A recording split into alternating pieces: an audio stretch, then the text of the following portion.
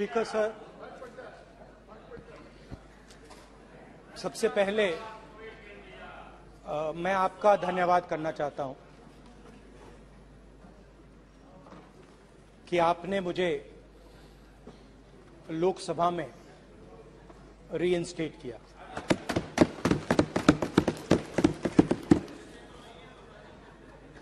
और पिछली बार जब मैं बोला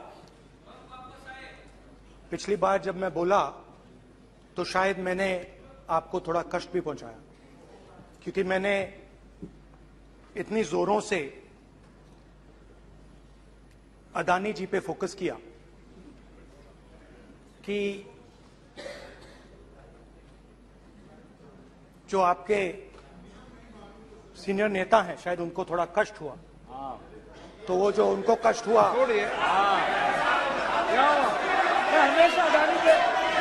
हमेशा अदानी पे अभी भी कष्ट हो रहा है। वो जो कष्ट हुआ, अभी भी कष्ट हो रहा है। विषय पे आइए, विषय पे। अभी भी कष्ट हो रहा है। ये देखिए, ये सारे ये नहीं मगर सुनिए ये है। तो वो जो कष्ट हुआ 1 2 3 4 5 उसका असर शायद आप पे भी थोड़ा हुआ। तो इसके लिए मैं आपसे माफी मांगता हूं, मगर मैंने सिर्फ सच्चाई रखी थी। मगर आज जो मेरे बीजेपी के मित्र हैं, आज आपको डरने की जरूरत नहीं है, डरो मत। क्योंकि आज जो मेरा भाषण है, डरो मत। और आप डरो मत।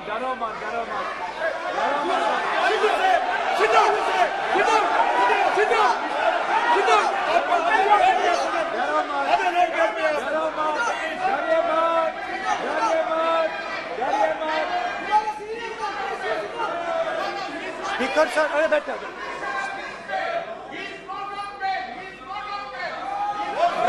ब्रदर। तो आज कोई घबराने की जरूरत नहीं है। आज मैं अपना भाषण, मेन जो भाषण है वो अदानी जी पे नहीं बोलने जा रहा हूं। आप छोड़िए, तो आप रिलैक्स कर सकते हैं, आप शांत रह सकते हैं, क्योंकि मेरा भाषण आज दूसरी डायरेक्शन में जा रहा है।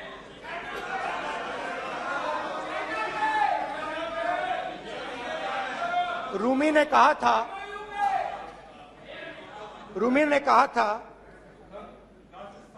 जो शब्द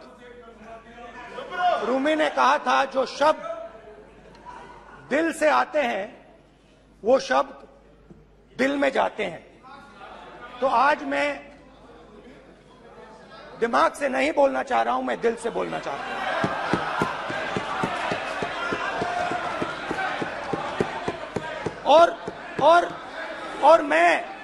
और मैं आज आप लोगों पर इतना आक्रमण नहीं करूंगा। मतलब एक दो गोले जरूर मारूंगा, मगर इतना नहीं मारूंगा। तो आप रिलैक्स कर सकते हैं। डरिए मत।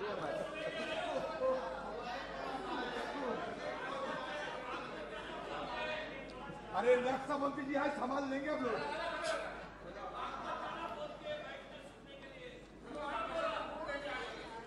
पिछले साल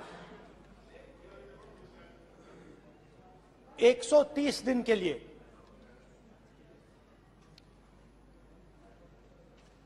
मैं भारत के एक कोने से दूसरे कोने तक गया, अकेला नहीं, बहुत सारे लोगों के साथ।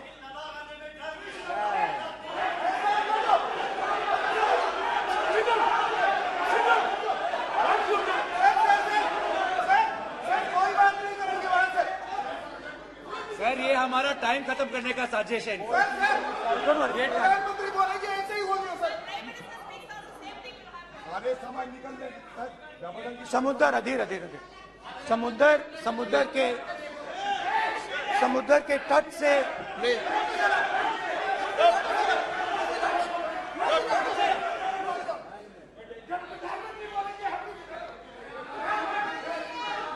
माननीय सदस्य प्लीज प्लीज ऐसे धमकाने का बात की मत बोलो यहाँ पे। बोलिए, आप उधर भी हाँ प्लीज। मैं समुद्र के तट से कश्मीर की बर्फीली पहाड़ी तक चला। नहीं, लद्दाख को मैंने नहीं छोड़ा। यात्रा अभी खत्म नहीं हुई है, यात्रा जारी है और जरूर लद्दाख आएंगे, घबराइए मत। बहुत सारे लोगों ने मुझसे पूछा यात्रा के दौरान, यात्रा के बाद कि राहुल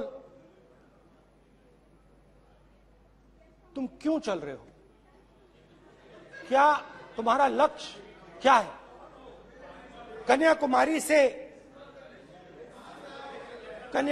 से कश्मीर तक क्यों जा रहे हो। और जब वो मुझसे पूछते थे, शुरुआत में मेरे मुंह से जवाब नहीं निकलता।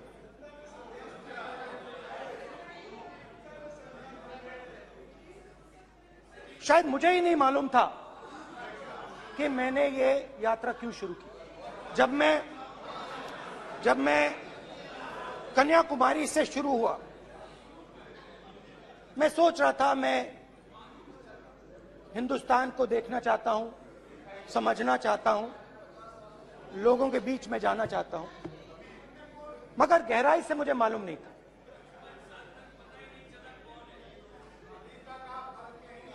थोड़ी देर में मुझे बात समझ आने लगी।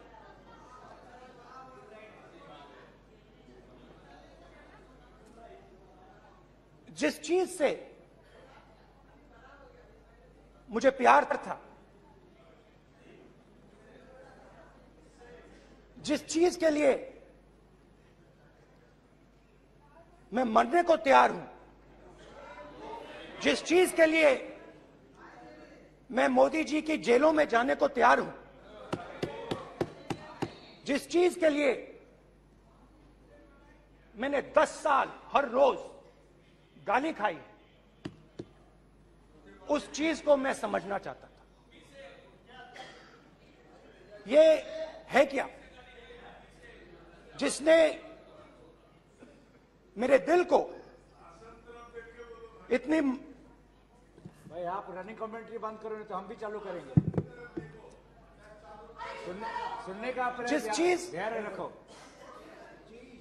जिस चीज ने मेरे दिल को इतनी मजबूती से पकड़ रखा था, उसको मैं समझना चाहता।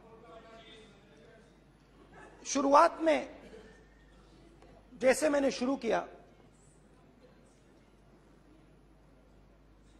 सालों से मैं हर रोज 8-10 किलोमीटर दौड़ता हूं, तो मेरे दिमाग में था कि अगर मैं 10 किलोमीटर दौड़ सकता हूं तो 25 किलोमीटर चलने का क्या मतलब, कोई बड़ी बात नहीं। ये मैंने सोचा था। आज मैं उस भावना को देखूं तो वो अहंकार था कि मैं ये कर सकता हूं, ये कुछ नहीं है। तो मेरे दिल में उस समय अहंकार था।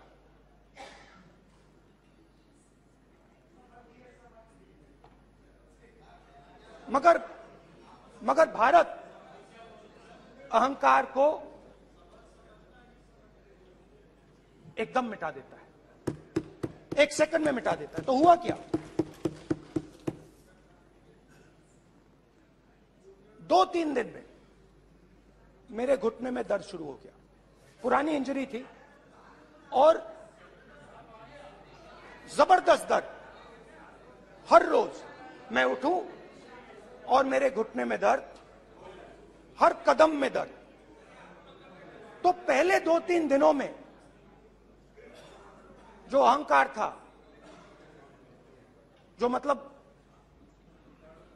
भेड़िया जो निकला था, वो चींटी बन गई एकदम। जो हिंदुस्तान को अहंकार से देखने निकला था, वो पूरा का पूरा अहंकार गायब हो गया। और रोज मैं डर डर के चलूं कि क्या मैं कल चल पाऊंगा। ये मेरे दिल में डर था। और जब भी ये डर बढ़ता था, कहीं ना कहीं से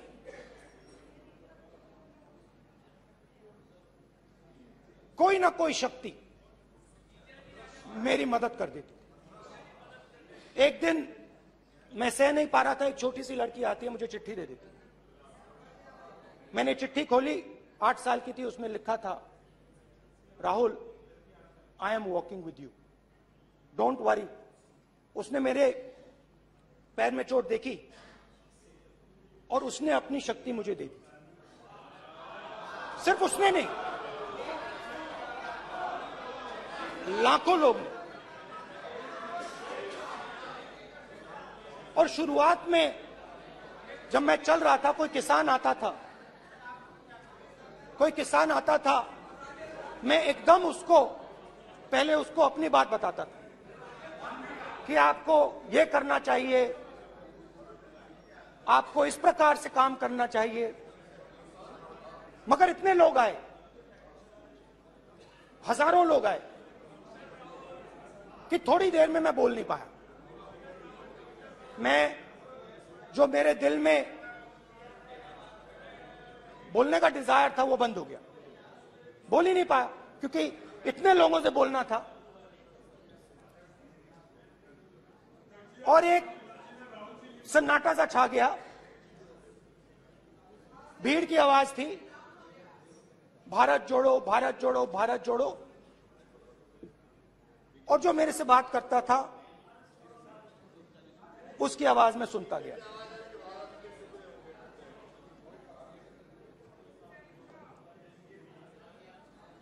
हर रोज सुबह 6 बजे से रात 7-8 बजे तक आम आदमी, गरीब, अमीर, बिजनेसमैन, किसान, मजदूर, सबकी आवाज।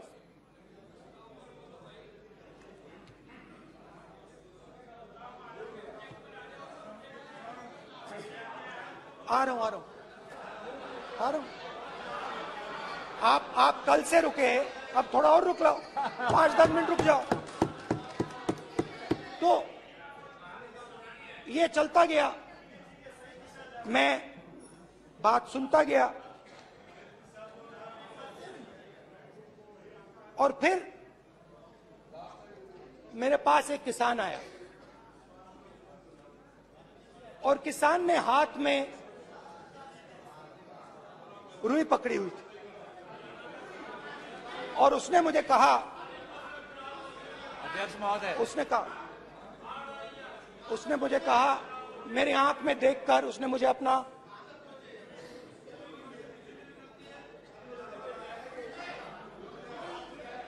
वो रुई का बंडल दिया, और उसने कहा, राहुल जी, यही बचा है मेरे खेत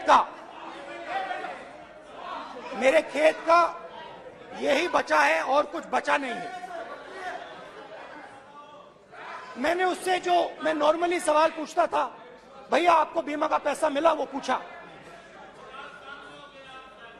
बीमा का पैसा मिला, वो पूछा। और किसान ने मेरा हाथ पकड़ा। किसान मुझे कहता है कि नहीं राहुल जी, मुझे बीमा का पैसा नहीं मिला, हिंदुस्तान के बड़े उद्योगपतियों ने वो मुझसे छीन लिया। मगर इस बार बड़ी अजीब सी चीज हुई। जब मैंने किसान को देखा और वो मुझसे बोल रहा था, तो जो उसके दिल में दर्द था वो मेरे दिल में आया। जो उसके आंखों में शर्म थी जब वो अपनी बीवी से बात करता था, वो शर्म मेरी आंखों में आई। जब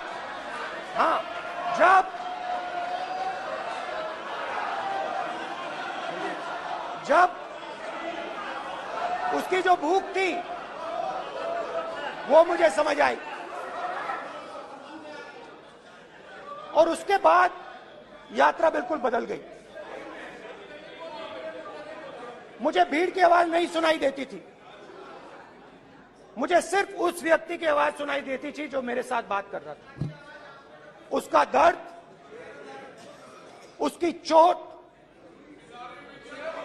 उसका दुख, मेरा दुख, मेरी चोट, मेरा दर्द बन गया। समझने की कोशिश करो।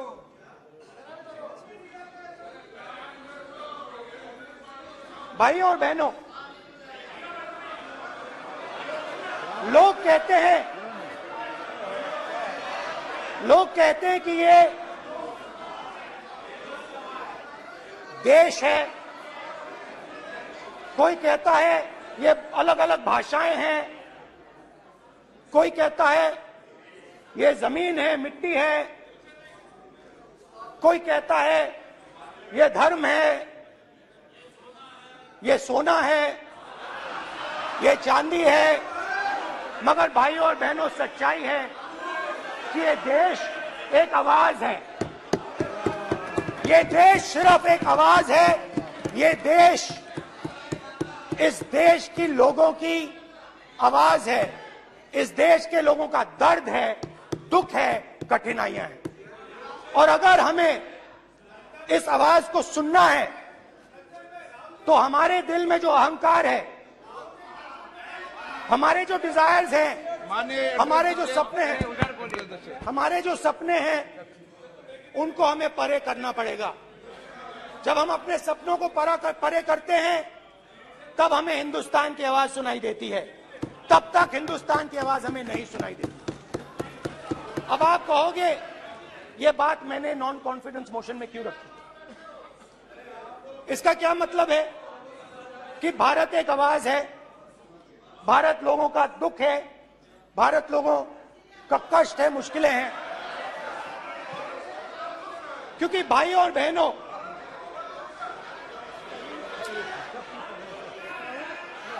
अध्यक्ष महोदय, अब पूरा सूद समेत जवाब तुमको मिलेगा। तो पूरा सूद समेत जवाब देंगे सर, फिर आप हमें मत रोकेगा सर।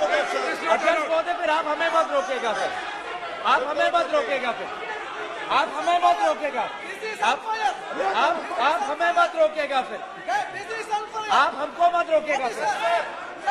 हम सब देख रहे हैं, सब सुन रहे हैं, आप हमको फिर मत रोकेगा सर। तो स्पीकर सर,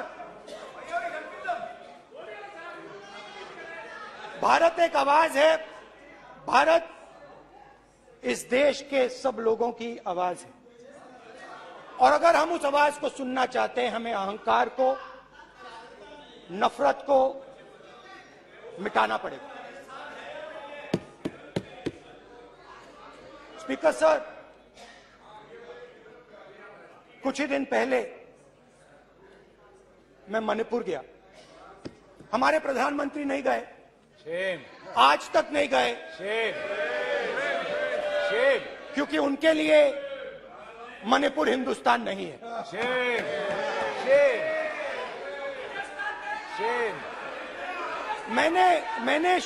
मैंने मणिपुर शब्द प्रयोग किया,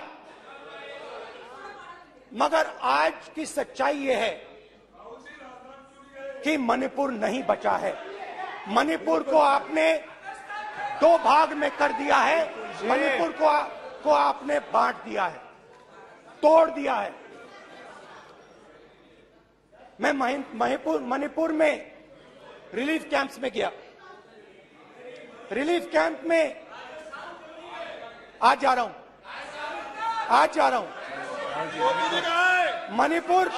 मणिपुर में रिलीफ कैंप में मैंने महिलाओं से बात की। ठीक है sir, You don't let him solve this. Sir, don't allow him. Sit down. Why you are this morning? कल देखेंगे, कल देखेंगे, कल देखेंगे। बात नहीं करेंगे सर, प्रधानमंत्री की बात नहीं करेंगे सर ऐसे।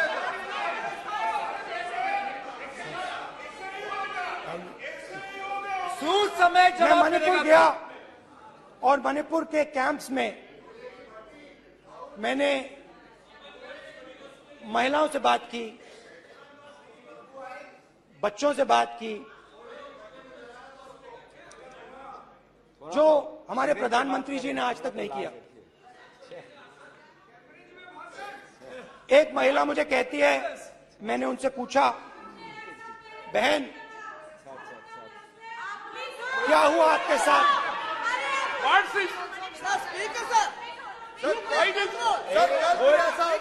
एक एक मंत्री बोल रहे, एक एक मंत्री खड़े होके बोल रहे, एक एक मंत्री खड़े होके ऐसे कर रहे, एक एक मंत्री खड़े होंगे तो पूरे सांसद खड़े होंगे यहाँ पे, पूरे सांसद खड़े होंगे यहाँ पे, बैठे नहीं है चुपचाप करिए, पूरे सब खड़े होंगे, पूरे सब खड़े होंगे। कल कांग्रेस पार्टी ने पूरा देश खड़ा होगा आपके खिलाफ, तो पूरा देश कल आपके खिलाफ खड़ा होगा। मैं बहुत सारी महिलाओं से बात किया, मगर मैं आपको दो उदाहरण देना चाहता हूं। एक महिला मुझे कहती है, मैंने कहा क्या हुआ तुम्हारे साथ? कहती है, मेरा छोटा सा बेटा, महिला का सम्मान करें प्लीज, ये सम्मान, एक ही बच्चा था मेरा, कोई शर्म कर लो गल मारी, एक ही बच्चा था मेरा, मेरे सामने, मेरे आंखों के सामने उसको गोली मारी है। मैं पूरी रात, आप सोचिए, आप अपने बेटे के बारे में, बेटों के बारे में सोचिए, मैं पूरी रात उसकी लाश के साथ लेटी रही। झूठ नहीं, झूठ आप बोलते हो, झूठ मैं नहीं बोलता हूं। मैं पूरी रात उसकी लाश के साथ लेटी रही और फिर मुझे डर लगा, मैंने अपना घर छोड़ दिया, जो भी मेरे पास था वो मैंने छोड़ दिया। मैंने उनसे पूछा, कुछ तो लाई होगी? कहती है, नहीं, सिर्फ मेरे जो कपड़े हैं ये मेरे पास हैं। और फिर इधर उधर ढूंढती है और एक फोटो निकालती है और मुझे कहती है, यही मेरे पास अब बची है।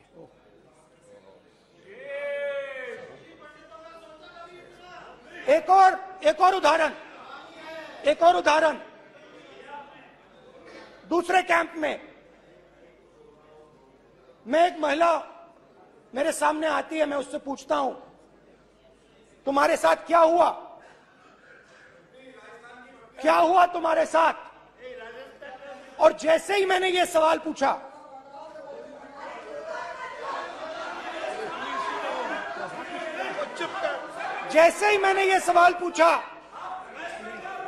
आप महिला का दर्द नहीं सुन सकते, महिला का दर्द नहीं सुन सकते, महिला का दर्द सुनने का आपका धैर्य नहीं है, महिला का दर्द नहीं सुन सकते, महिला का दर्द नहीं सुन सकते।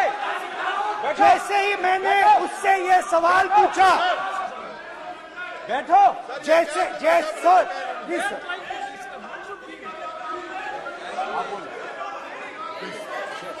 शर्म करिए, शर्म करिए।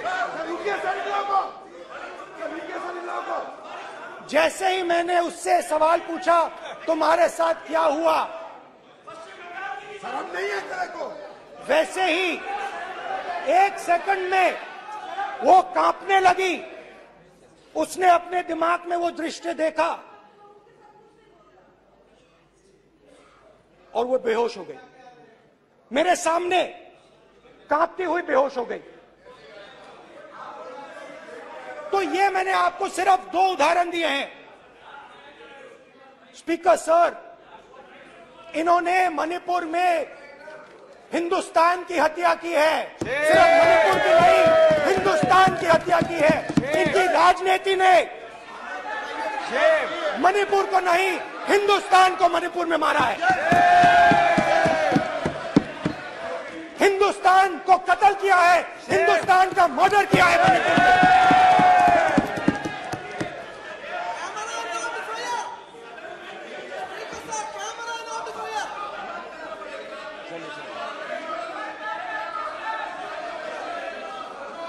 अरे 2 भाग के हैं, शराब करिए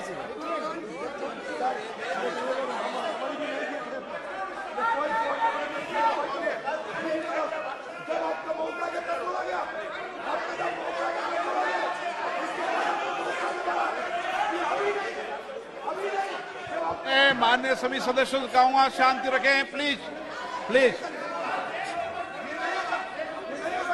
मणिपुर, हाँ क्या बोल रहे हैं आप बोलिए।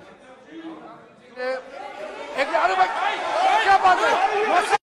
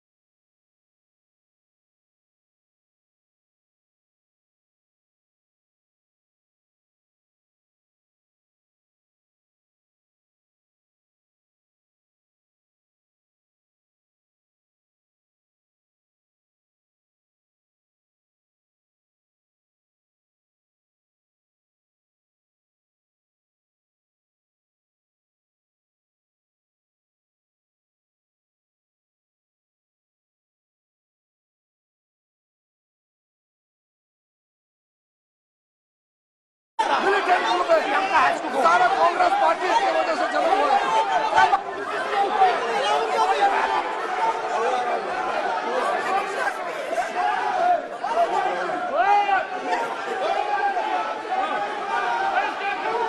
ओके बैक, आजा back back back back back back back Hemant सबको पीछे ले आओ।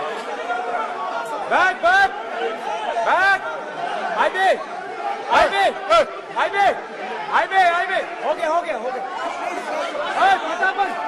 प्रतापन हो गया बैक आप भाषण नहीं सुनना चाहते हैं, आप भाषण नहीं सुनना चाहते प्लीज बैठिए बैठिए प्लीज बैठिए प्लीज बैठिए प्लीज बैठिए चले चलिए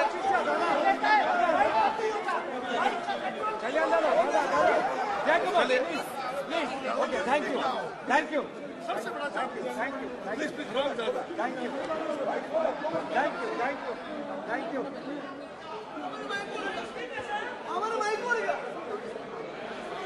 एक मिनट बैठिए एक मिनट प्लीज प्लीज बैठिए please Baluji please Baluji please एक मिनट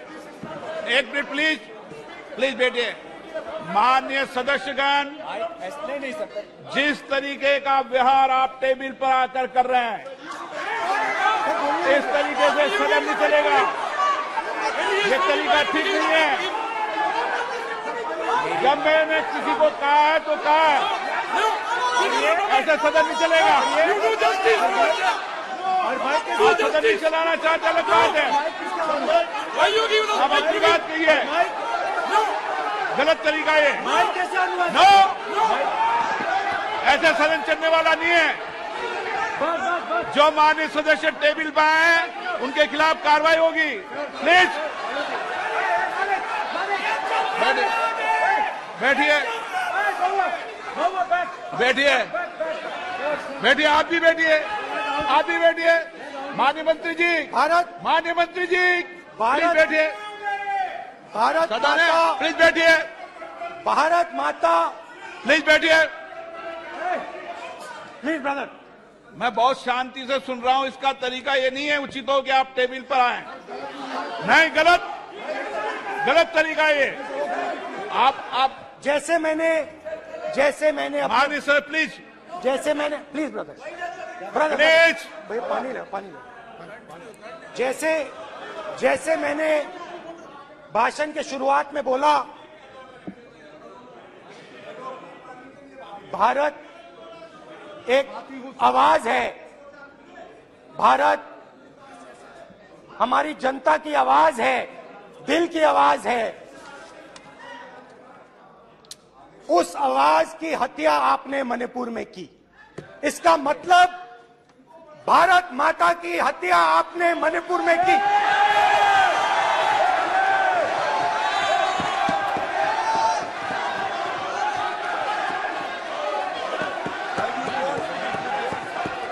भारत माता को आपने मणिपुर के लोगों के मारा, आपने मणिपुर के लोगों को मारकर भारत की हत्या की है। आप देश द्रोही हो, आप देशभक्त नहीं हो, आप देश प्रेमी नहीं हो, आप देशद्रोही हो। आपने देश की हत्या मणिपुर में की। प्लीज एक मिनट, प्लीज बैठिए, प्लीज बैठिए। अब सवाल उठता आप है, बैठना चाहते नहीं बैठना चाहते, आप बैठना चाहते नहीं बैठना चाहते, इसीलिए आपके प्रधानमंत्री आप मणिपुर में नहीं जा सकते हैं, क्योंकि उन्होंने प्लीज देश की हत्या की है। मणिपुर में हिंदुस्तान की हत्या की है, भारत माता की हत्या की है। मणिपुर के लोगों के दिल में। प्लीज एक मिनट बैठिए आप।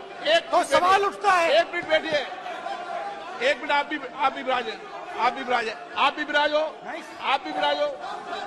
आप बैठिए सही।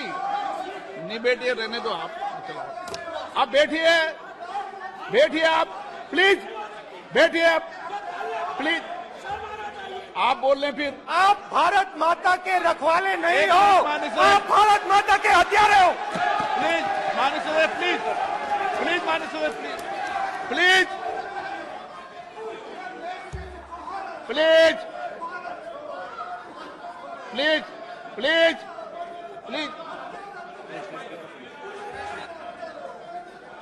देखिए माननीय सदस्यगण, प्लीज माननीय सदस्यगण, भारत मां हमारी मां है। हमें सदन में बोलते समय संयम बरतना चाहिए। अपनी मां की हत्या की बात कर रहा हूं मैं, मणिपुर में अपनी मां की हत्या की बात कर रहा हूं मैं, आदर से बोल रहा हूं। आपने मेरी मां की हत्या की मणिपुर में। एक मेरी मां यहां बैठी है, दूसरी मां को आपने मणिपुर में मारा है।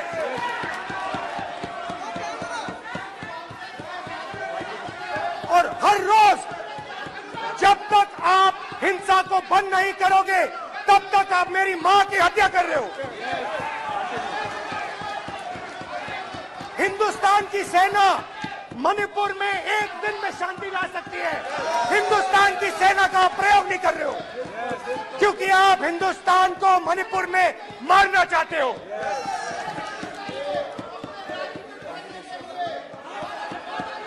तो अगर नरेंद्र मोदी जी हिंदुस्तान की आवाज नहीं सुनते हैं, अगर हिंदुस्तान के दिल की आवाज नहीं सुनते हैं, तो किसकी आवाज सुनते हैं?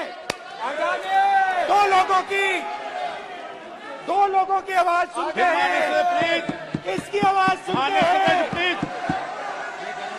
इसकी आवाज सुनते हैं, और इसलिए सुनते हैं।